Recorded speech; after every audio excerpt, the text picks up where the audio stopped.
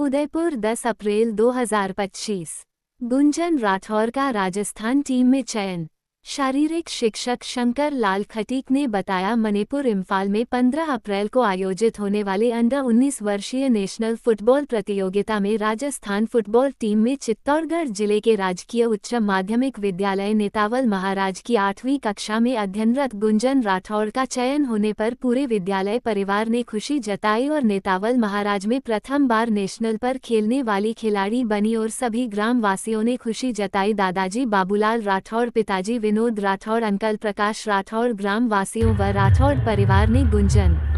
राठौर के उज्जवल भविष्य की कामना करते हुए